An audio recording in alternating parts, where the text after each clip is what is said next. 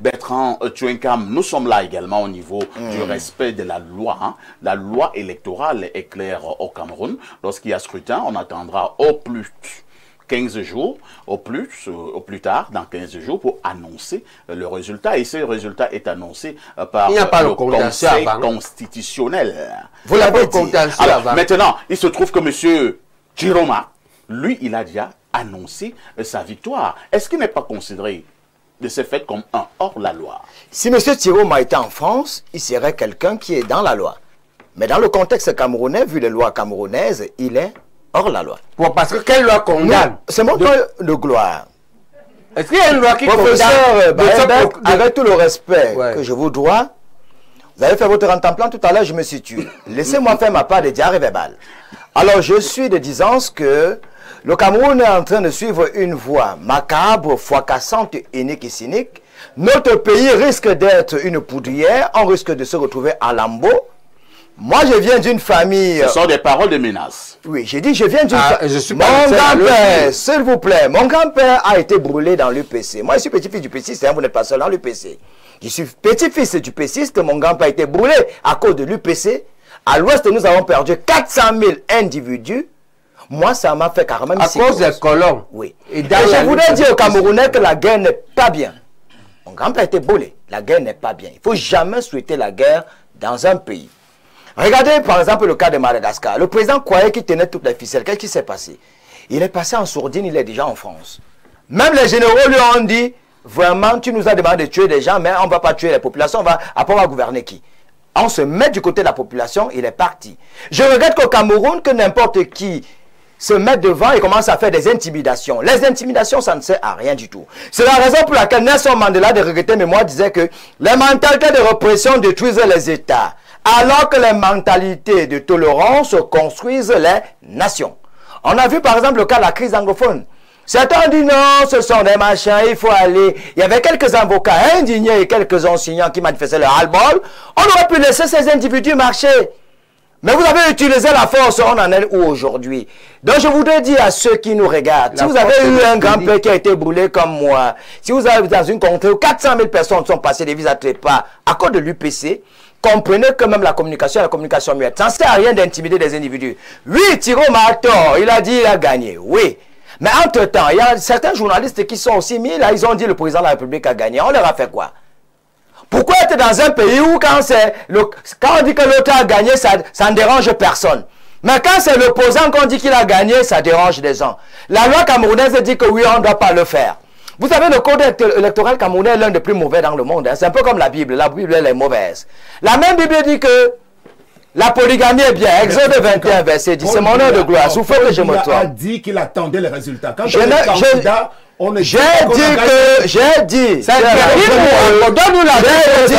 le président de la République en poste, candidat à la présidentielle 2025, parce qu'il ne faut pas abrutir les téléspectateurs. Personne n'a déclaré les téléspectateurs. On attend les résultats. Je ne parle pas du président de la République. À l'obligation. Cher ami, c'est du dilatoire. Non, je vous dis qu'il y a des journalistes comme vous et moi. D'accord. Et sur la plateforme, on dit, voilà le candidat qui a réussi. Ils n'ont jamais on parle de Chiroma ici, pas de journalistes. Je suis en train de faire une question. Cher ami, ça vous fait mal. Donnez-lui un torchon. J'étais disant tout à l'heure, vous n'allez pas me distraire, que certains ont dit que tel monsieur a gagné. Ils n'ont jamais été inquiétés. Ils parlent au Moulinex. Mais parce que l'autre dit qu'il a gagné, ça dérange. Je voudrais qu'on soit dans un pays où la justice, que tout le monde sait qui est la plus corrompue, puisque c'est la CONAC qui le dit, qu'on ne soit pas là en train de dire que ceux qui violent la loi, que ce soit Chiroma qui a violé la loi, ou ceux qui ont dit que tel individu a gagné, que tous ces individus soient inquiétés au même moment, qu'on ne fasse pas une politique d'un poids, deux mesures. C'est de ça qu'il est question. Et comme j'étais de disant que la loi, elle est caduque, notre loi, elle est comme la Bible qui dit, Exode 21, verset 10, la polygamie, elle est bien. Mais entre-temps, on vous dit que non, la monogamie qui est plutôt bien. La même Bible qui vous dit que l'adultère n'est pas bien. Mais David qui a tué Uri a pris sa femme, fait l'adultère, a été béni. Et Dieu, comme il est trop intelligent, il a créé le Coran 600 ans après Jésus. Donc, voyez un peu le code électoral. Revenons dans le code électoral. On vous dit que c'est 2 semaines plus tard qu'on va donner les résultats. Mais entre-temps, j'aurais appris que le contentieux, en principe, c'est 3 jours. Comment est-ce qu'on peut faire donc un contentieux 3 jours après les élections si on n'a pas les résultats provisoires? Point d'interrogation. Parce que pour faire un contentieux, il faut que tu aies les résultats provisoires. Entre-temps, on vous dit dire que même les résultats provisoires, là, vous ne pouvez pas les avoir. Comment donc quelqu'un peut dire qu'il a gagné s'il n'a pas tous les résultats? Merci. Hein. Point d'interrogation. Très bien. Donc, il y a... Moi, je me dis qu'il y a un jeu de ping-pong. C'est la raison pour laquelle le sociologue français Pierre Bourdieu disait les gens ont écrit les lois à leur avantage au détriment des autres. Donc, Thieroma, dans le contexte de la loi camerounaise, a peut-être tort, mais je voudrais qu'on comprenne que... Il n'a pas tort. Il n'y a aucun article qui condamne le fait de dire que quelqu'un a gagné. S'il avait été en France, la loi électorale est claire. Hein. Non, la loi ne dit pas ça. électorale est claire. Ouais. La loi dit que c'est le Conseil constitutionnel qui proclame les résultats. Est-ce que ce qui est interdit, c'est une règle fondamentale du droit. Ce qui n'est pas interdit est autorisé. Exactement. Est-ce qu'il y a un article qui interdit le fait de dire, d'un candidat de dire que j'ai des chiffres, j'ai gagné? Non. Merci. Et donc, c'est autorisé de dire que j'ai gagné, oui. Non, je n'ai pas, je me suis pas... Vous n'avez pas de loi qui condamne ça. Ce qui n'est pas condamné est autorisé. On vous a compris, professeur. On passe la parole à Jacques Bagnoloc. Jacques Bagnoloc, il y a un autre aspect hein, qui fait couler beaucoup d'encre et de salive. Beaucoup estiment quand même qu'en 2025, nous ne devons plus encore attendre 10 jours, 15 jours pour avoir la proclamation des résultats. Quel est le regard que vous posez quand même sur ce que certains appellent une insuffisance au niveau justement de notre loi électorale? Merci Parfaïs. Avant de répondre à votre question, je voudrais dire au professeur Baïbek que tout ce qui n'est pas permis n'est pas forcément, tout ce qui n'est pas interdit n'est pas forcément permis. Tout ce qui n'est pas interdit n'est pas forcément permis. J'ai entendu ça quand j'allais comme Clando à la faculté de droit. J'ai entendu quelqu'un enseigner ça. D'accord. Je dis donc que tout ce qui n'est pas... J'ai retenu. Voilà. Parce que c'était même dit en latin. S'il vous plaît. Parfait. Parce que vous savez que tout n'est pas dans la loi. On est d'accord. On ne peut pas mettre tout dans une loi. Tout ne peut pas être mis dans une loi. Il y a ce qui relève même des usages. Donc tout ce qui n'est pas interdit n'est pas forcément... Comment vous jugez l'attitude de Thieroma? Voilà. L'attitude de Thieroma, je la juge sous le prisme de la roublardise politique. Pourquoi je le dis? Bon? Oui, je le dis parce que la loi électorale est claire. C'est le Conseil constitutionnel qui proclame les résultats. Thieroma est en train de nous servir ce que le professeur Kamto nous a servi en 2018. C'est du réchauffé? Il nous servent du réchauffé, du bis repetita. Parce qu'on a eu un candidat en 2018 qui nous a dit qu'il a tiré le pénalty. Il a marqué. Vous trouvez donc Thieroma qui, 24 heures ou 48 heures après l'élection, réussit à nous dire qu'il a les PV et que les PV en sa possession le donnent vainqueur, alors qu'on connaît la loi. Le même Thieroma en 2018, lorsque... Il s'est pardonné de tout ça. Il a demandé pardon. Les anglophones ont accepté. Voilà, nous on n'a pas accepté donc son pardon. Vous acceptez, vous ne régnez plus que nous les UPCI. Nous on n'a pas accepté son pardon parce que... Nous on a accepté parce que le peuple l'a suivi. D'accord. Dans les campagnes. Donc je disais parfois ici que le même Issa Thieroma, lorsque le tireur de pénalty de 2018 s'auto-proclamait vainqueur, le même Thieroma est venu lui dire que non monsieur, attendez, nous sommes dans un état de droit. Ce n'est donc pas celui qui donnait les leçons hier du respect de l'état de droit qui peut aujourd'hui se permettre tout ce qu'on voit là en se proclamant vainqueur d'une élection présidentielle. Est-ce que les choses passées ne sont pas passées? Oui, les choses passées sont passées, c'est la Bible. Toutes choses sont devenues nouvelles. Toutes choses sont devenues nouvelles. Mais toutes choses sont devenues nouvelles dans le sens du respect de la loi, monsieur. Il faut respecter la loi. Une telle annonce peut-elle, d'une manière ou d'une autre, s'aimer le trouble dans la tête du peuple? Non, elle sème déjà le trouble dans la tête du peuple parce que malheureusement, dans le peuple, il y a ceux qui ne sont pas là à l'école. Il y a ceux-là qu'on abrutit facilement. Et dès que Thieroma se lève et vient dire « j'ai gagné », il y a des... Je ne veux pas utiliser le terme là. Il y a des personnes, des kidams qui vont se lever et vont commencer à revendiquer au motif de ce que notre président nous a dit qu'il a gagné. Alors que nous sommes dans un pays où... Entre-temps également, lorsque certaines autres personnes se sont levées pour dire que c'est le président Paul Biya qui a gagné, ils n'ont jamais eu la même rigueur au niveau de la riposte. Vous êtes très brillant. C'est ça qui me dérange. Oui, vous êtes très brillant parfois. J'aime les relances. Parce que il faut justement condamner l'extrémisme des deux côtés. À la seule différence que Thieroma est candidat comme vous avez aussi menacé d'arrêter cela. Oui, j'arrive. À la seule différence, comme le disait... Vous avez aussi envoyé les gens l'arrêter à la sortie de Bastos. Oui, laisse je chute, s'il te plaît. À la seule différence que Thieroma est candidat. Paul Biya également est candidat. Vous n'avez pas vu Paul Biya se lever pour dire que j'ai gagné l'élection. Oh, Thierry Maïl est candidat, il a dit d'ailleurs, vous avez brillamment évoqué ça dans le journal Le Firmament, dont vous êtes le DP. Répondant à Charles Ndongo, Paul Biya lui a dit, je ne peux pas encore faire de conjecture, de projet, si je ne suis pas sûr de la victoire. C'est ça la posture républicaine. C'est la raison pour laquelle je dis qu'il faut... Il est venu en campagne sans projet de société. Ouais. Je dis dans ceci, il faut condamner les extrémismes des deux côtés. Parce que parfois ici, disons-le, dans le camp du pouvoir également, il y a des journalistes qui, le soir même du 12, ont commencé à dire que Paul Biya a gagné partout. Ils sont 3, ils sont ici à Yaoundé, je ne cite pas les noms. Vous savez bien de qui il s'agit. Ah, moi je ne les connais pas. Voilà, vous savez bien de qui il s'agit. Voilà. C'est Bruno Bidjan. Oui, Bruno Bidjan. Et Ernest Obama. Est-ce qu'on est sûr de ce que vous dites? Voilà, de toutes les façons, on a suivi. C'est le professeur Baïbek qui le dit. Moi, c'est lui qui le dit. Donc, je dis ceci. Il y a des journalistes qui, le soir même de l'élection, ont commencé à dire que Paul Biya a gagné, Paul Biya a fait ceci, Paul Biya a fait cela. De la même façon, il y a des lanceurs d'alerte qui, de l'autre côté, ont dit que Tiroma a gagné. Cet extrémisme-là, il faut le condamner parce qu'il vient des deux côtés. La posture juste et équilibriste voudrait qu'on condamne ça. Donc, je chute en 5 secondes en disant que nous sommes dans un état de droit. Respectons la loi. La loi nous dit que c'est le CC qui doit proclamer les résultats. Attendons ce que nous dira Clément Atangana.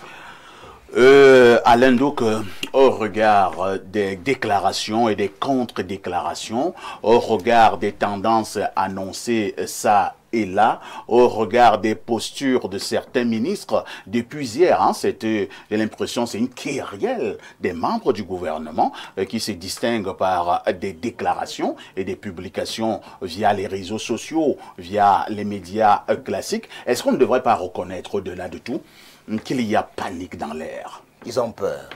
Parfait. Je veux te supplier de me donner l'opportunité d'aller jusqu'au bout de ma pensée. Je le fais toujours. Oui. Tu as fait un certain nombre de grandes émissions ici relatives à cette élection présidentielle. On a dit des choses, des gens n'ont pas fait attention. Je fais un recap et je vais te donner mon analyse de situation. J'ai dit que je n'accordais aucune crédibilité à Issa Tiroma Bakari depuis le début. Je l'ai dit. Si vous voulez être crédible, vous devez avoir de la stratégie. Quand vous dites que vous voulez démissionner pour postuler par la suite comme candidat à une élection présidentielle, vous prenez des dispositions. Vous ne venez pas 2 mois avant l'élection. Si vous le faites, moi j'attendais qu'il me présente un audit indépendant fait de ses différents magistères comme ministre.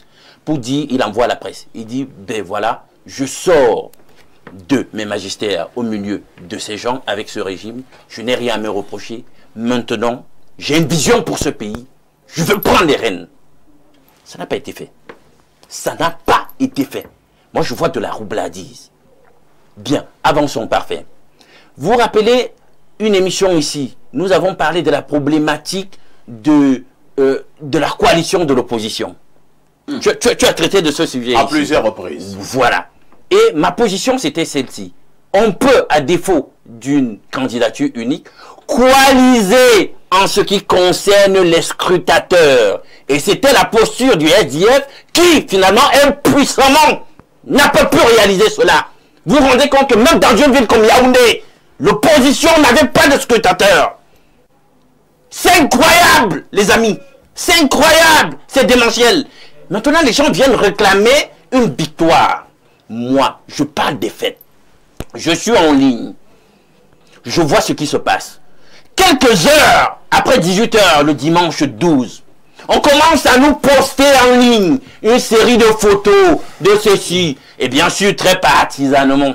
On ne poste que les tableaux de décompte où notre candidat a gagné. C'est sérieux ça? Quand on est sérieux, on dit on va compresser les données que nous avons pour que nous soyons sûrs que demain, quand le Conseil constitutionnel va rendre des résultats, que ce soit conforme aux données que nous avons. On ne communique pas simplement sur ses propres victoires. On communique de même sur les bureaux de vote où on a perdu. Mais comment pourraient-ils le faire? Et objectivement, ils ne peuvent pas puisqu'ils sont dans la propagande et non pas dans l'objectivité. Et encore que les gars n'ont pas, comme je vous l'ai expliqué, des scrutateurs. Ils n'ont même pas pu coaliser pour se dire, si on n'a pas de ressources financières suffisantes, chacun pris individuellement, coalisons pour nous rassurer au moins que pour tous les 31 600 bureaux de vote, nous ayons au moins pour les 11 que nous sommes, un représentant. Pour être sûr que c'est la vérité qui s'est faite là-bas dans les urnes, qui sera remontée par la suite au niveau communal, au niveau départemental, au niveau régional, jusqu'au Conseil constitutionnel. Ce n'est pas fait. Alain, j'ai une préoccupation. Hein. Oui. Vous insistez tellement sur cette affaire de représentants que vous appelez des scrutateurs Et à chaque bureau de vote. Oui. Si nous insistons tant sur cette affaire, est-ce que d'une manière ou d'une autre, nous ne sommes pas en train de faire comprendre que l'ECAM n'est pas indépendant? Mais c'est ce que ça signifie. Nous ne sonnons pas la non-objectivité de l'ECAM. C'est ce que ça signifie. Parfait. J'aime ta relance. Et j'interpelle encore une autre émission que tu as faite ici où j'ai pris position par rapport à cela. J'ai interpellé l'opposition et je leur ai dit, moi je trouve trop risqué que vous ayez accepté d'aller à cette élection présidentielle avec le même code électoral, le même système électoral qui, nous le savons, est à l'avantage du candidat sortant. Il favorise le candidat du régime, il faut se le dire, le Conseil constitutionnel et les CAM, les procédures, etc. Nous savons bien que l'ingénierie juridique qui a permis l'obtention d'un tel code électoral vise à entretenir le pouvoir de qui est au pouvoir. Donc vous prenez ça en ligne de compte au moment où vous allez affronter le candidat en question. C'est à vous donc de vous dire, le jeu est pipé, mais qu'est-ce qu'on fait pour mettre ces gens dos au mur? Et vous voyez qu'ils n'ont rien fait du tout. Ils n'ont rien fait du tout. On a beau tous vouloir que les choses changent, mais est-ce qu'on va accepter des impostures? Moi, je ne vais pas accepter des impostures, même si je veux que le régime change. Je ne vais pas accepter des impostures. Et il faut que l'opposition reconnaisse qu'elle a outrageusement trahi, péché. Il faut qu'elle se regarde en face, cette opposition, et qu'elle le sache. Bien, parfait. Finalement, les gens vont nous faire croire que c'est cybernétiquement qu'on gagne une élection. Il y a un processus auquel vous avez donné créance, un code, un système. Vous avez dit, on va jouer selon vos règles, mais rassurez-vous de gagner. Maintenant, remarquez, il y a une ministre réactionnaire cybernétique qui maintenant appuie le candidat Issa Tiroma dans sa victoire. Mais est-ce qu'elle est avérée? Parce que, in fine, qu'est-ce qui comptera lorsque tout recoupement fait, on remontera les données. Est-ce que c'est vos photos-là, hein, prises par la ministre réactionnaire cybernétique, qui dit qu'il est victorieux? Non, mais Alain, donc il y a les mêmes qui le font pour le camp du pouvoir. Il faut aussi le dire. Non, j'en viens, je sors même par là. Je dis par exemple que quand j'ai observé en ligne, pendant que je suis déçu par ceux de l'opposition parce que je pensais qu'ils se comporteraient autrement. Maintenant, ceux du régime, on sait comment ils se comportent. Je ne suis pas surpris. Justement, du côté du régime, on a aussi des journalistes et autres cyber-activistes et miliciens du côté du régime qui ont fait la même chose. C'est-à-dire que c'était action-réaction. Quand on publie là-bas un certain nombre d'images, ici aussi on produit des choses, parfois même totalement tirées par les cheveux. On se met même au niveau d'une télé pour commencer à annoncer que tel média a dit que notre candidat est victorieux. Nous, on a les tendances qui disent qu'il est victorieux. Mais là, justement, et Bertrand avait raison, là c'est motus, bouche cousue, personne ne parle. Mais apparemment, quand c'est l'opposition, tout le monde s'acharne sur elle. Je dis tout le monde a tout faux dans ce qui est en train de se passer. Tout le monde. C'est un bal de chiffres. C'est un bal de chiffres. Oui, Sam Sevrango qui lève le doigt depuis. On vous passe la parole. Oui, je souhaiterais dire ceci. En tant que quelqu'un qui a été au cœur du processus dans les équipes du Sud en qualité de chargé de mission au profit du candidat Paul Biya. Parce que j'ai entendu quand même un ensemble de choses qui me laissent tomber des nues. Il n'y a eu de la part des sous-préfets et autres personnels de l'ECAM et autres préfets aucune espèce ou alors pas le moindre début de commencement véritablement d'une collusion avec les services en charge de ce processus-là. Je peux vous le garantir que même en zone rurale, où les représentants de l'État désignés n'étaient pas spécialement des ressortissants de la région du Sud, le candidat Paul Biya ne s'en est pas sorti avec 100% comme par le passé. Hein. Les différents PV de nos équipes qui étaient sur le terrain, même dans les villages, ressortaient avec des voix qui étaient accordées aux candidats de l'opposition. Dans la région du Sud d'où je viens, et il faut rajouter ceci.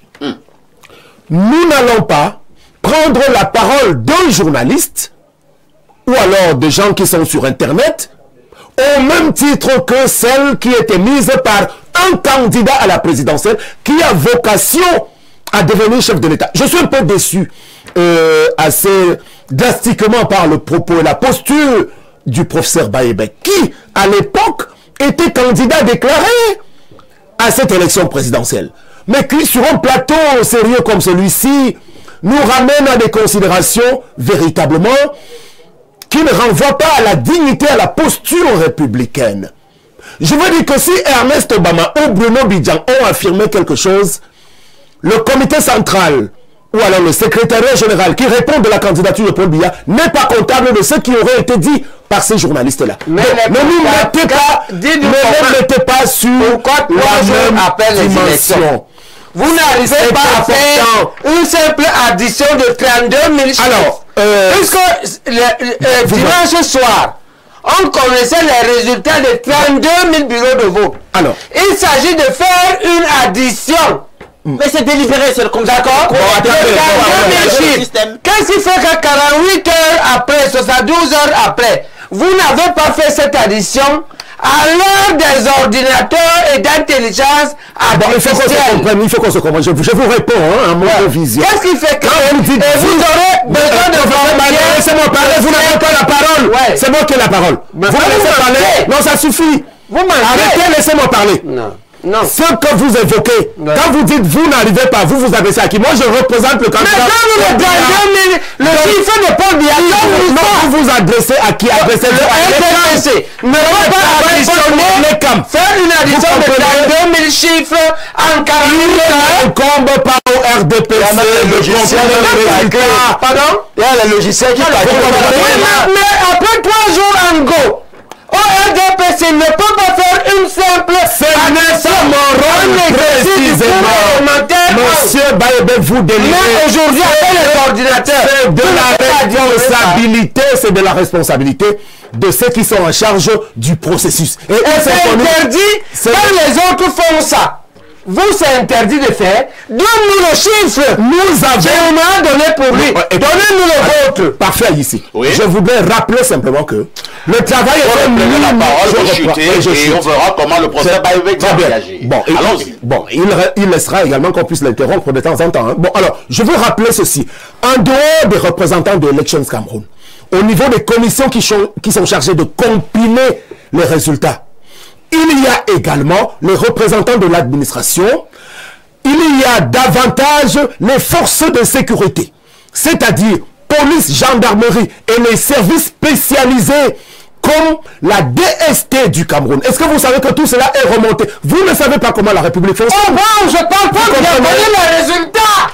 Donc, le problème est si tu ne sais pas, tais-toi. Paul Biya connaît les résultats. Il sait qui a gagné. Bon, très bien. Toi, si tu es assez idiot, si tu es assez idiot, 48 heures après, tu ne peux pas faire une addition. Paul Biya a déjà fait, il connaît. Bon, alors, pas d'insulte, soyons parfait. C'est moi je en début, parce que... Comment on appelle ça? Un type qui ne peut pas additionner en 2025. 32 000 chiffres. Parfait. Il est quoi? Qui a la parole? S'il n'est pas satanique, s'il n'est pas idiot, donne-nous notre possibilité. Nous allons nous calmer d'abord. Nous allons calmer. Nous sommes en train de faire... On veut les chiffres RDPC. Professeur, nous nous calmons. Nous sommes en train de faire... donne des chiffres. Nous sommes en train de faire un débat. Maintenant, pas gagner, d'accord. Je ne sais pas pourquoi RDPC a gagné. Il n'a pas fait l'addition. Je ne sais pas pourquoi on a un seul cadre à l'écran, alors que nous pouvons avoir plusieurs cadres. Dieu merci, je suis revenu à l'antenne. Merci beaucoup. Donc, nous sommes en train de faire un débat très sérieux. Nous parlons de la présidentielle et nous parlons de l'élection du président de la République. Je voudrais que sur ce plateau, que nous soyons courtois et que seule la force des arguments puisse prévaloir. Je vais redonner la parole à Sam Sévérin Ngo et les autres vont souffrir d'écouter et on reviendra. Allons-y, Sam Sévérin. Oui, je vais juste rappeler ce que j'ai indiqué, effectivement, parce que nous sommes en République et tout doit être organisé et respecté selon les lois de mon pays. Et ces lois, elles sont connues. Le processus électoral a été finalement acté selon la loi électorale qui n'a pas été changée. Monsieur Alain Duc, il faut bien écouter. Nous sommes à une élection à un tour. Donc, peu importe le fait que vous avez un regret de n'avoir pas assisté à ce changement-là, mais on s'en tient à ce qui a été validé. Véritablement. Je parle de mes sentiments. Exactement. C'est les faits. Voilà. Donc, les faits sont donc ce que vous devez rappeler, c'est-à-dire qu'on s'en tienne à ce qui est contenu dans la loi électorale. Et pour l'instant, les résultats du RDPC, ce sont les nôtres. Ce ne sont pas les résultats qui doivent être communiqués publiquement. Même Cabo a parlé. Maintenant, nous passons la parole au professeur Baïbek. Professeur, vous avez un problème. Vous êtes en train de dire que, est-ce que c'est si